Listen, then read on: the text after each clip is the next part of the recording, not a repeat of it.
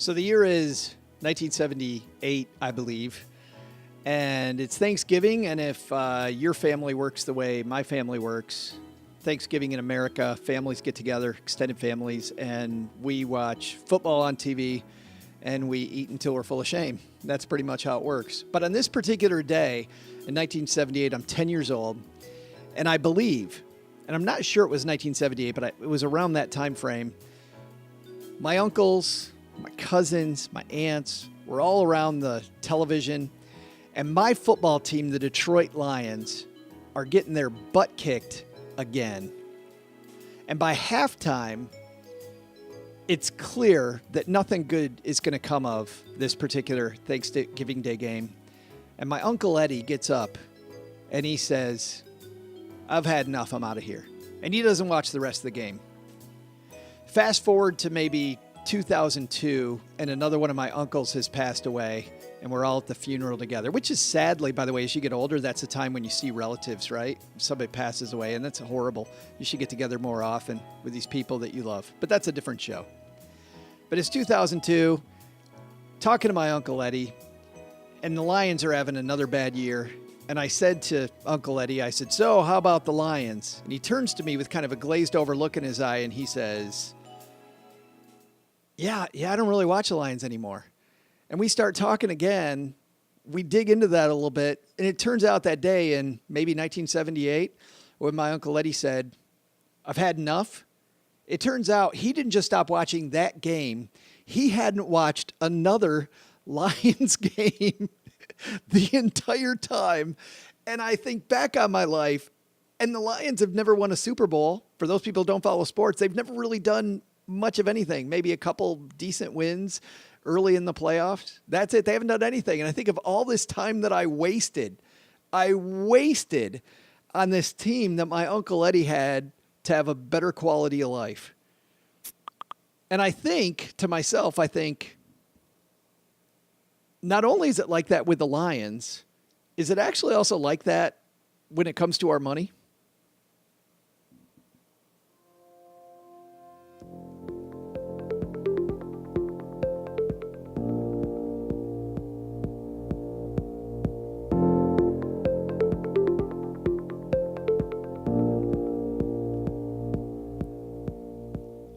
Live from the three bedroom, man, that's a big apartment. How about 3-room apartment? That's more like it. Above Uncle Jack's garage while the basement's being renovated. Hey there, Stackers. I'm Joe Saul-Sehy, Average Joe Money on Twitter. And today, a special Money in Your Morning. We've got a friend of the show with us. We're going to introduce him in just a second.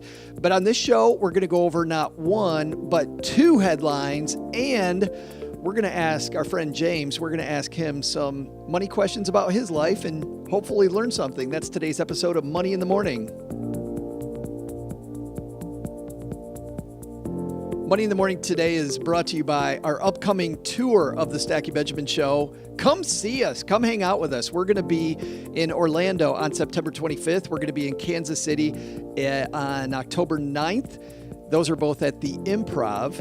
And in Detroit, we'll be there on October 24th. Tickets are on sale right now. StackyBenjamins.com/tour. $10. And you not only get us, you get a second podcast for absolutely free. Lots of value, tons of fun. And of course, all the characters from the basement. StackyBenjamins.com/tour for more. All right. You've got places to go. We've got a fun guest waiting in the wings, so let's get this party started, shall we? Here are today's Money in the Morning headlines.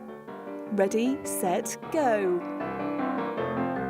And before we get to today's Money in the Morning headlines, we got to get to today's Money in the Morning guest. And here he is, a big Connecticut Huskies fan, I believe, and also... are you a Patriots fan? Speaking of football, James? Yes, of course. Of course. So what do you? I didn't stop watching. They've done okay. Well, I gotta say, if it's you, it's a little easier to watch than it is to be a Lions fan.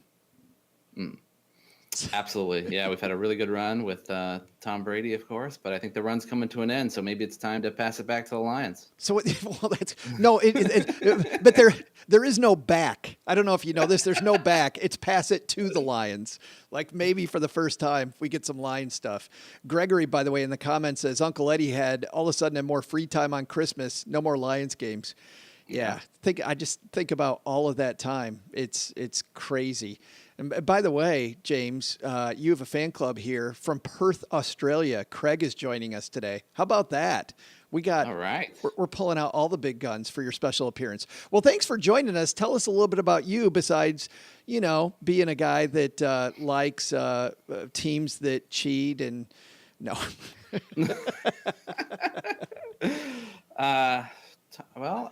We had our own suffering up here with the Red Sox, but we've had a good run of it late. But we did go 86 years, so you never know. Maybe the Lions are ready. They're due. Buy low. Yeah. So tell us about your life. Who are you? What do you do? How did you find Money in the Morning and Stacking Benjamins? Sure. So I'm living in New Hampshire. I'm married with 2 kids, and I work at an advertising agency called We Do in Manchester, and we do digital marketing and that sort of thing. So I have a business background myself. I've also worked in retail, in store management.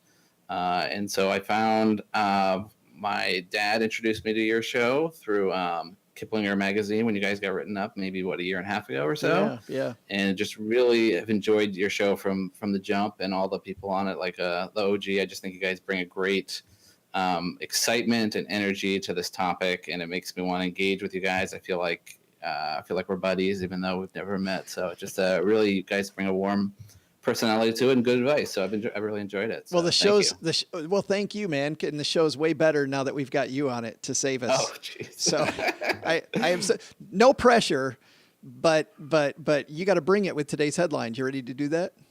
I'm ready. Let's do it. Let's do this then. Our first headline, and if I can figure out where my stuff is. Our first headline comes to us, you brought to us from CNBC. The Cleveland Browns, boy, speaking of... You can look down on the Browns from the Lions, right? That's right. That's where we can high-five ourselves. At least we're not the Cleveland Browns. Did you see the thing, before I get to the Cleveland Browns, this piece, there was another piece recently that Bud Light put these lockers all around the stadium. Did you see this? Yes. Yeah. So that was pretty cool that whenever the Browns, or if they ever win, that it'll unlock and people can buy their beer. But what happens when the beer expires? Because the beer may expire. Well, yeah. And with the Cleveland Browns track record, one win early in the season, year before last. So they haven't won on a Sunday in about 3 years. Their only win was like on a Thursday night. So they haven't actually won on a Sunday. I told my spouse Cheryl this question, James, and she's like, so do they? And I don't know the answer to this. They just open. Like, can you imagine the chaos when there's free beer? Like, I don't know. I've been to a football stadium before, and I think that might be someplace I might not want to be. Well, keep the faith. The Patriots were in the '80s were really bad. I don't know if you remember, got destroyed in the Super Bowl by the Bears, and Refrigerator Perry was like 56-10. So it comes around. You never know. I forgot. You guys were on the bad end of the Super Bowl shuffle song, weren't you? Yeah.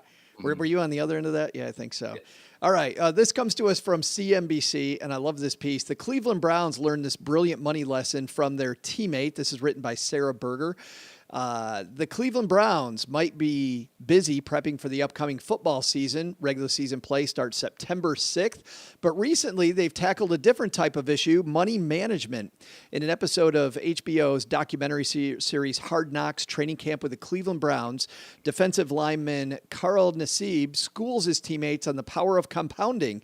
And it's a lesson everyone should understand. It's a secret to becoming rich and is preached by the likes of Warren Buffett. We got a lot of money right now, right? This is easiest equation to make you rich, Nassib says, with many curses bleeped out. Actually, James, what's funny is you and I earlier pulled up this actual clip, so let me see if I can get this. Let's actually listen to the clip from Hard Knocks, and this is Carl Nassib explaining to his teammates about money. Who here knows what compound interest is? This is real. Financial advisors are everywhere, okay? They'll take your money and they'll take 1% of everything you got. And you're like, oh, it's 1%, it doesn't matter. I know it matters. It matters. It matters a lot. Because if you learn this yourself, you can make $1 billion We got a lot of money right now, right? This is the easiest equation to make you rich. You have $1 million, and after 7 years of getting 10% on that money every single year, okay, you're making money off of it. You're going to double it after 7 years. So you double your money every 7 years for 42 years. You get 64 times your original money. So you got $1 million. You can end up with $64 million by the time you retire. Nice. If you don't turn that. Listen, Miles has got $30 million. Okay, so let's say Yo, add that. This mother be a billionaire by the time he was. So hold on. I'm anxious again. So you telling me, Bro, it's crazy. It's believe it? I swear to You believe God. that? No, you don't believe so- that. Believe that? Bro, I've been thinking that. I love this idea, James. It's crazy. This idea, the rule of 72, it is just nuts, like mind blowing. I love these guys getting into it when he goes, well, I got 30 million. Like, what do I mean, that's a conversation you and I have over lunch. Right, exactly. Right. So you got these young guys. They, obviously the message here is compound interest, and the fact that people really don't believe that you can, 64 times your money over that span. But you think about these guys, they are young and they have a ton of money. So the two things, that are going for you on your side, they have $30 million at the age of 22. But if there's another stat in there that says 1 in 6 NFL players will file for bankruptcy within 12 years of retiring, which is just crazy. So they obviously need this sort of education. There's actually a former Celtics player, Antoine Walker, who made $108 million while he was playing, and he's bankrupt. So it just, it doesn't really matter how much you have if you're not making the right decisions early. You can sort of spiral out of control on you.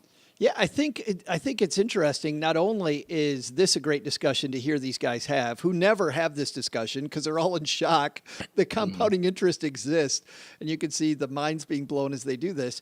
But it also, I think another key here, James, is it kind of is who you're around, who you surround yourself with, because we've talked about these football players before. You're in this culture of people who are all living for today. I have this money. I don't know how long I'm going to have it, so I'm going to spend most of it.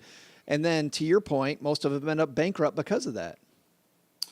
Absolutely. And just after that Cleveland Browns episode aired, Baker Mayfield, who's the number 1 pick, who has the $30 million, he put a picture of himself on Instagram standing in front of a Rolls Royce with a tiger.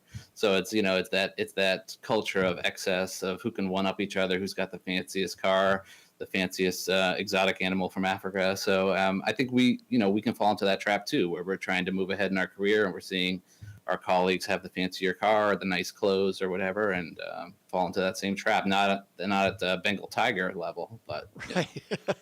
Right. I would. And who wouldn't want the Bengal tiger? I mean, come on. It's funny you say that though, because recently I was doing a thing supporting our tour. I'm making the rounds of a bunch of different shows, and I was invited into a group of men who are married to physicians. And we were talking about this idea of the millionaire next door. And the millionaire next door also has to do with this Cleveland Browns thing. If people haven't read The Millionaire Next Door, have you read it? Yes. Yeah. That's one of the books my dad made me read, and very valuable. I like your dad more and more. That's cool.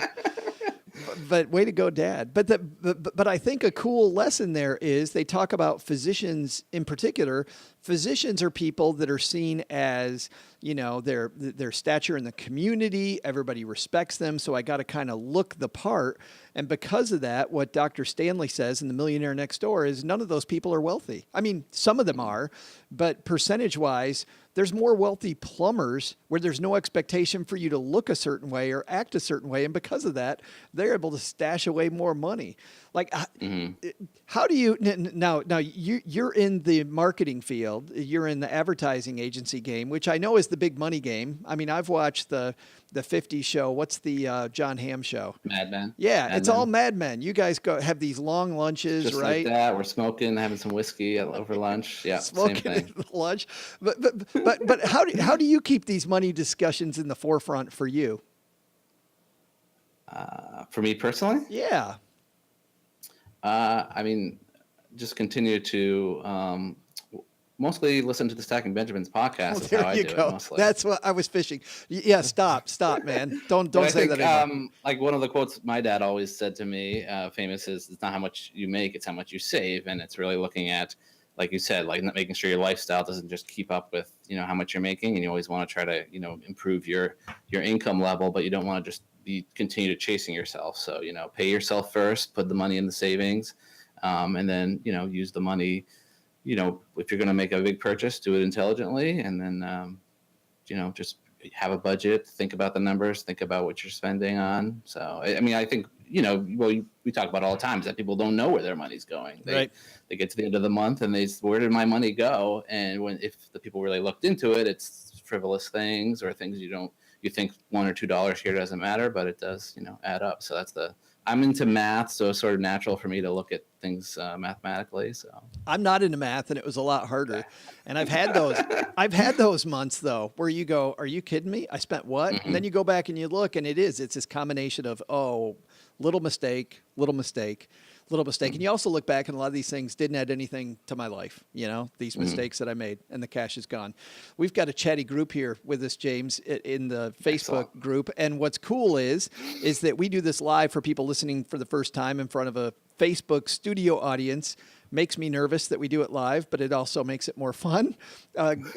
Gregory is here. Gregory says, Vin Baker from the Seattle Supersonics has the opposite story. He said, I believe he's working at a Starbucks now. Yeah, to your point about people going bankrupt. And Than is here. Than says Saquon Barkley of the New York Giants is investing his salary and living off his endorsements. I think, what's his name with the Patriots? Brady? Or Gronkowski. Gronkowski does that. Yeah, Gronkowski does that same thing. And I believe that's the famous Jay Leno story, is that Jay Leno is never cashed a Tonight Show check. Right. He's only spent money he's made out on the road. So that's what I'm doing. I don't spend this big money in the morning money. I save all that money in the morning money, and using that, I'll retire in a van down by the river, which will be my cut's still good though. Your cut is, we're going to increase your pay by 25%. Okay, great. Yeah, Excellent. Because of this great performance. Eric is here. Eric says it takes a shift in mindset to move from making and spend to thinking about longer term goals and building financial security. It happens at any income level. I love that, Eric. I think I'll take that even a little bit further, Eric. I think, James, it's divorcing the amount you make from the amount you spend. Like I remember early in my career, I'd get a nice raise, and immediately I'd think about how that would allow me to spin the hamster wheel more quickly by getting into a bunch more debt and spending more today. But divorcing those two things, I think, is where the magic happens. Yeah, it's the delayed gratification and being able to, invest and see the returns down the road, because like even that guy, the Browns player on the whiteboard, he's talking about 7 years from now. Well, when you're 22 and you're just come out of college, 7 years is an eternity from now. So, even just to wait that amount is hard for, people that age and that sudden income that they have going for them. Yeah, I totally agree. Than says, I wish I read The Millionaire Next Door when I was younger, even though it was the same thing my parents told me. It is a really good book, though. It's just fascinating to see that. And I think the big takeaway from it, and I'd still read it. I mean, I don't have to say #spoiler here. It's still a great book. I think the takeaway for me was ostentatious wealth isn't the same thing as real wealth. Would you say that's your takeaway? Oh yeah, no, absolutely. And the story, it's just good stories to read, and really, it's told in a nice way. It's worth reading. I probably, it's worth even rereading because it has good stories to it, and it doesn't feel like a textbook, at least not to me, the way the stories are told. So it's a good read. Well, speaking of another good story, you brought us a second headline, this one from USA Today and written by Ken Fisher, Sex and the 401k Investor. And I read this. I'm like, whoa, James, this is a family show, dude. Sex and the 401k Investor. I mean, they know how to write headlines. I was clicking right away. Yeah, if you can make money sexy, that sells a lot of USA Today's. Let's read what Ken writes. He says, 2 recent retirement planning studies suggest men and women have different savings habits. The result may not match you personally, but you can help you know yourself. Excuse me, let me do that again. This is what I love about doing this live. The results may not match you personally, but can help you know yourself, and that is always valuable. That's better. A Transamerica poll found men report saving 10% of annual income in their 401k versus 6% for women. Yet Vanguard, studying 700,000 401k participants, found women are 11% likelier to enroll in a plan and save 3% more than men. While men consider themselves prepared, their habits argue otherwise.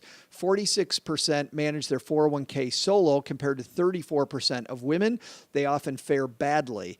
UC Berkeley's legendary Boys Will Be Boys study found men's financial overconfidence caused them to trade securities 45% more often than women, reducing their returns by 2.65% percentage points annually. This is actually funny. I'm going to stop there for a second, James, because we heard in that piece, the one player saying, hey, financial advisors will take 1%. Everybody focuses on the shark, right? That's the financial planner. And yet dudes are killing themselves by over trading losing 2.65% per year on their money. Why are we so, as a group, and obviously this is a stereotype, why are men so much more or so overconfident about their ability to retire and stay retired? Well, I think it's very similar to the keeping up with the Joneses we were just talking about. You want to have that conversation with your buddies about the hot stock that you found, or you read this tip and you doubled your money and this sort of thing. And everyone wants to be the Wolf of Wall Street. And it's just not as sexy to say, hey, I earned a reasonable percentage last year, and I'm probably going to earn another reasonable percentage this year. And in 72 years, I'll have $64 million. I mean, that's just not a great, I don't know if Hollywood would greenlight that story and put Matt Damon in there or Leo DiCaprio to make a movie out of that. Right. Can you imagine one of these that says, well, I engaged in holistic financial planning with my advisor? Right. Guess what I did today, guys? I wrote up a holistic financial plan to cover are you kidding me? Really? Yeah. The manly man thing sometimes comes back to bite a lot of guys.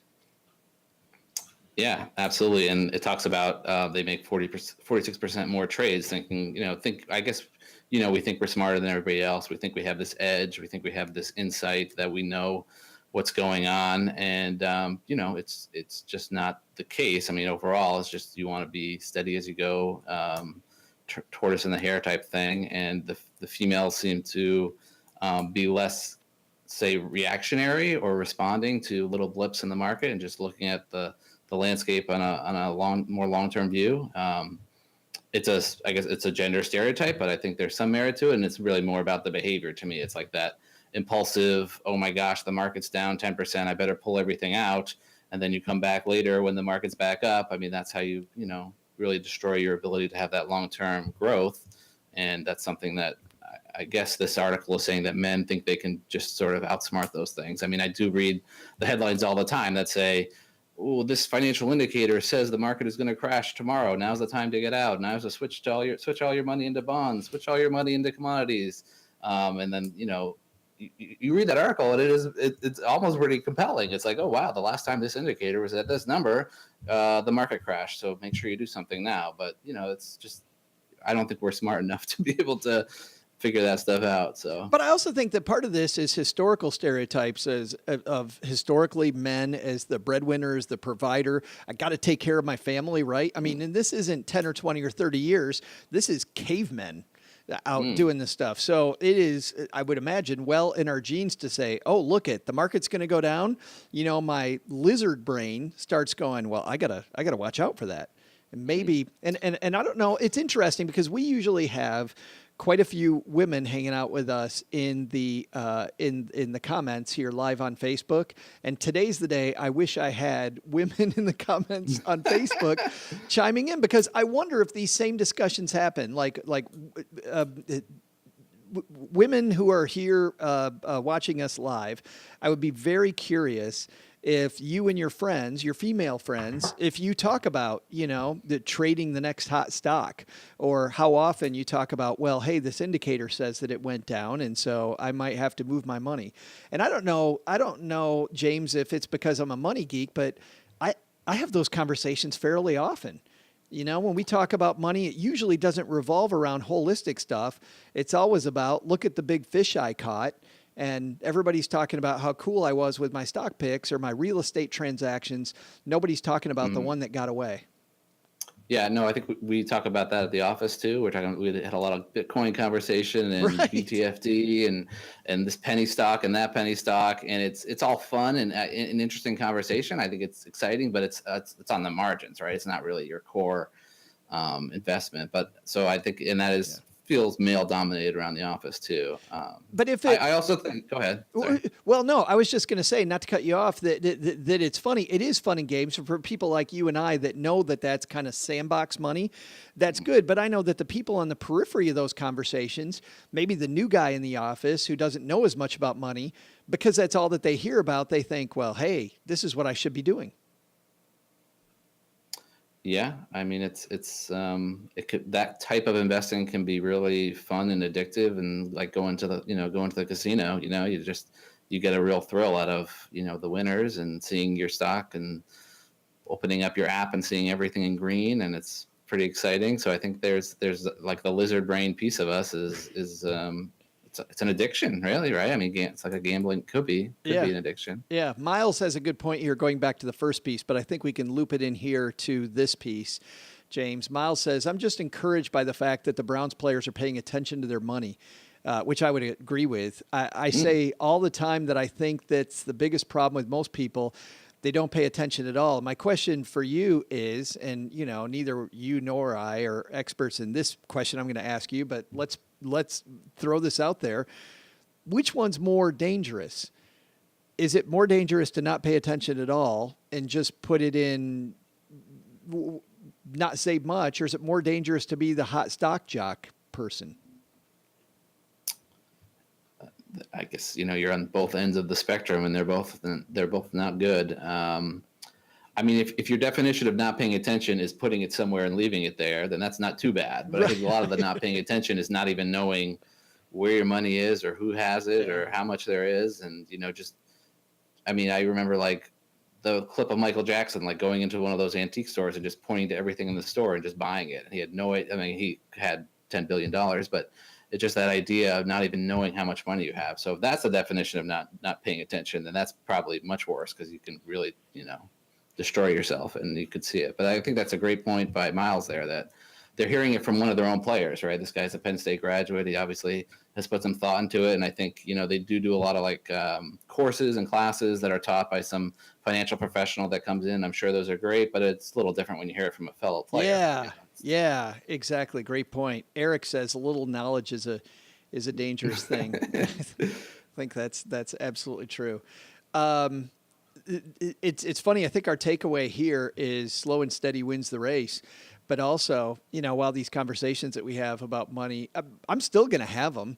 Like when I catch a big fish in my sandbox portfolio, I don't know if it's built into my DNA. I'm still going to have this ridiculous conversation about how cool I was that I bet on this stupid thing and won.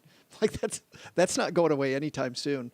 But by the way, while we're on this topic, I have to ask you this. We're about to ask you 4 questions about your financial life. But before we get to that, just here, any big win, while we're talking about the macho, any big win thing, any big win that made you a bunch of money that was kind of a surprise? Any big wins? When I was in college, I invested in a little tiny company that was making like styrofoam containers, and they had like a contract all lined up with McDonald's. And so it was like a really ahead of its time biodegradable thing that was good for the environment and stuff. So I bought it at $1, and it went up to $13. Oh my God. Really, really excited. And then their contract with McDonald's fell apart, and they went back to 0.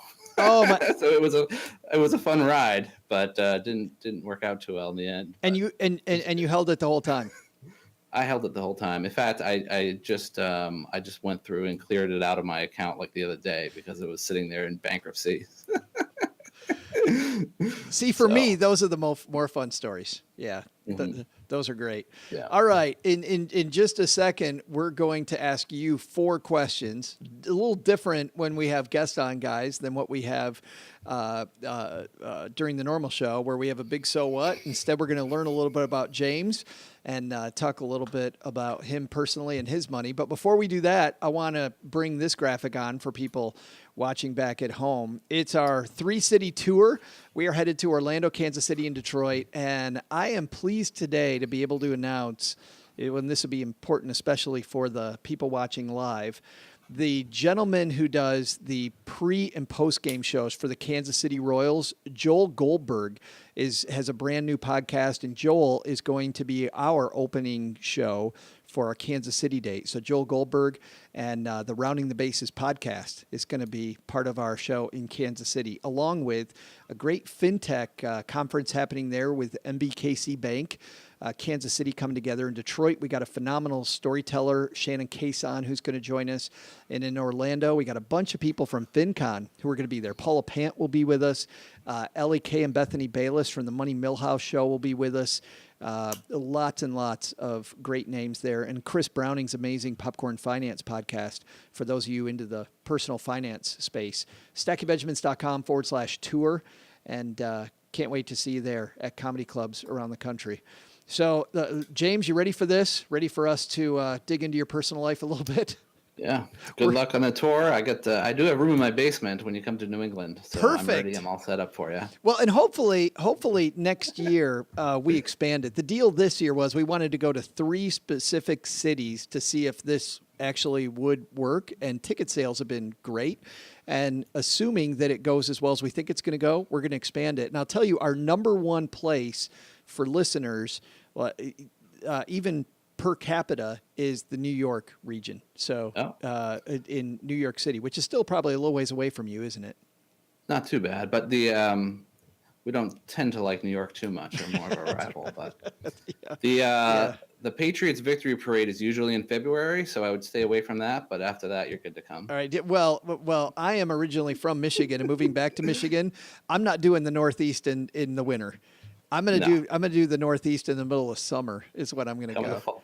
In the fall. It's very nice. Oh, actually, nice.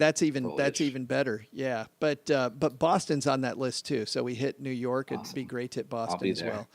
All right, here we go. Let's make James sweat. And Karen finally made it. Karen, it's about time you got here. We were asking for women earlier. Karen, where were you? Karen says, "Go Patriots!" And Karen just lost me, James. I don't know what the hell she's. Go Patriots! What the hell's that about? Question number 1, and I just had my questions here, and now I don't. Question number 1 is. This is so funny. I literally just had my questions here. And Karen, I got so excited that you were here that I've lost my spot. Number 1, James, when did you first get interested in personal finance? This is going to be, I'm going to make a prediction, a story about your dad. Yeah, I think it is. Both my parents, but more my dad. Just a lot of conversations around budgets and allowance. And actually, we talked a lot about compounding. I remember having the conversation about, would you rather have $10,000 today or a penny a day that doubles for the next month, and sort of doing that sort of math. And then always talking about, put something, pay yourself first, be frugal. I know as a child, I asked a lot of questions like, how come everybody else has a new car or new this? And we were driving a car that not all the doors opened all the time, so you'd have to climb in different doors to get into the car. So it was, sort of patchwork, but it was, you could see the bigger picture of the being able to save and being able to set ourselves up for success. And I really appreciate that to allow me to, get on a good financial footing myself, with not a lot of, no college debt, and then also the knowledge and the intelligence, or not the intelligence, but just like the routine or the practice of, making sure that you live within your means and don't just make your expenses keep up with your income, that sort of thing. So it was always an open conversation, and I appreciate that. Really thankful. Well, I'd appreciate, as a guy in the financial business for 25 years, I appreciate that, because that story you just told me, James, I don't know if you know this, but that crap never happens. Like parents don't talk to their kids about money that way. Did you know how different that was than what your friends were going through? Yeah, I guess I didn't maybe not know any better. That was just what I knew is that's the conversations that we were always having, and um, it was just sort of reinforced all the time about making it just being thoughtful about money, and this is why we're making this decision. This is why we're making that decision, and just age appropriate as it goes along to be more into opening a bank account or thinking about like if I mowed lawns over the summer when I was like 14 or 15, I took some of that money and put it in an IRA because I had some money that I made, and it's cool to see the numbers, go up and that sort of thing. So I guess I had like a little, an interest in the numbers, but Yeah. it was definitely a conversation. No, that's cool. I never had any of that. I mean, my parents were all about hard work and getting ahead and working hard, making friends. But the money conversations that you had, I had zero of those. We had none. Every time I would walk in the room, my parents are talking about money. They'd tell me I had to leave because money conversations were not for kids. And that is awesome. A second one. Let's go to the dark side here for a second. What do you think your biggest financial mistake was? So I think my biggest financial mistake was when we had just gotten married and we were sort of really anxious to sort of get things going with our life together, and we purchased a house. And I think we didn't look far enough into the future of what our needs were as a house. And we just thought like, hey, we're married now, we need to have a house and we'll deal with it later. And it was right about the same time that Karen from yesterday bought her house, which was like 2007 or so. So we very quickly were underwater on the house. And then 2 or 3 years in, it was like, we're stuck now. We can't move. We can't do anything. We wanted to get to, better school system for the kids and a bigger house and that sort of thing. And we were really stuck. So I think that was a short-sighted decision that sort of cost us some time, I think. So that'd probably be the worst one. It's funny. Just, we talked earlier about expectations and who you're around. I think a lot of home ownership for a lot of people, there's this expectation that, hey, we get to a certain point in our life. To your point, you're just married. It's that time. Like it's the next box you're supposed to check. You know what I mean? Mm-hmm. Did you feel some of that? Yeah, and I feel there's a lot of renting is like throwing away money. You're just throwing away money on rent every month. So don't even think about like a short-term plan of renting, because you will look back on that and say, wow, I just wasted 2 years of rent. So we had that sort of mentality. I love the mortgage industry and how they got it through our head with that one. I mean, they totally won on that one. Everybody, yeah. How many times have you heard that phrase? You're throwing your money away. I can't throw my money. Oh, you're right. I'm throwing my money away. I need to do something really stupid, like buy this huge asset I can't afford, or maybe I can afford, but then I'm stuck. By the way, and I don't really consider it a mistake, because at the time I thought we were staying in the Detroit area for a long time. But the whole reason I became a landlord had nothing to do with me wanting to go into rental properties like our friend Paula Pant on Afford Anything, or other people, Chad Carson, Coach Carson, the Bigger Pockets guys, any of those people. Nope, I wasn't forward thinking. I bought a house. It ended up being worth less than I thought. We were moving to Texas, and I couldn't sell it because the mortgage was so high. So I decided, you know what? I'm gonna learn how to become a landlord, and kept the house there. And then I learned that I like being a landlord. Like it was fun. I don't think I want to have a real estate empire because I like stocks better. But so how did you get out of it though? Did you end up like I did, renting it out, or did you just stay there and wait it out? Do you still live there? What's the other part of that story is question 3.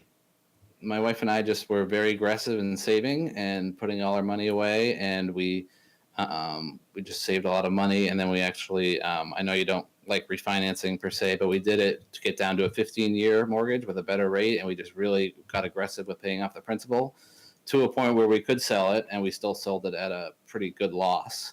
But we had enough to take that money and go move to another house, which, I mean, the market's down, so it's down everywhere, which I guess is okay. But we were able to have enough money just through being really aggressive and focused on savings and we moved about a year ago to to where we want to be. So. Oh, awesome.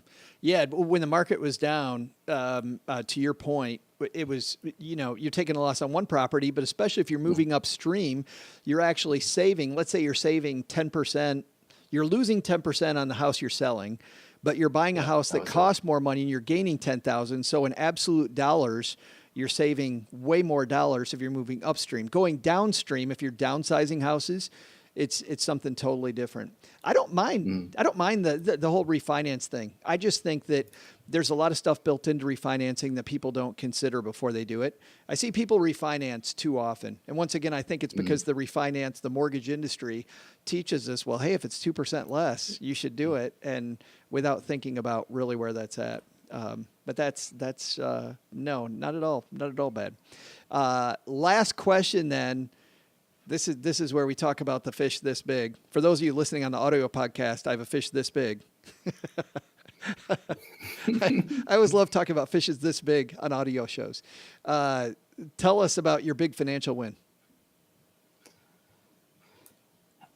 So I'm not real speculative or doing anything sort of crazy in terms of big financial wins. I would say that the biggest win I've had is that my wife is really wonderful in terms of communication, and we're both really aligned with our savings goals and being. I've seen so many times where people are trying to like outspend each other or hide money from each other and that sort of thing, and we're just really, really open and communicate well. And I think the big win out of that is I've had some opportunities where I've taken a job that doesn't pay as much, but it was more interesting to me, or it was a short-term assignment, and we were able to, explore those opportunities and do them, even if they crash and burn, because we had sort of built up the savings and had the sort of understanding that we were in it together. And it was just, it was wonderful to have that support between each other. So that's my win. Did you just end the show on a romantic note? Is that what you just did? Did you just say your biggest financial win is that you got married to the perfect person? I did. It's true though. What are you trying to do to me here, James? You just made the bar high for the rest of us guys watching. That's fantastic. That I did not expect that in a million years. So, but it's right. I mean, the team that you're on, your teammates and great communication and being on the same page. That's incredible. Well, that's a huge win. Congratulations. You're a Patriots fan, so I'm not sure what she sees in you, but good for you. Winning. Hashtag winning. Right. You're like, hey, Lions fan, keep it to yourself. Right. Well, James, thanks a ton for joining us today. And thanks to everybody for hanging out with us today on Facebook, wherever you are. I think that does it. Nice job, James. Thanks again. Thank you so much for having me. It was a real honor and a pleasure. Keep up the good work. Well, thanks for carrying this show and giving us that great romantic finish that we've never had before on Money in the Morning. We'll see everybody next time. Go stack some Benjamins. Bye-bye.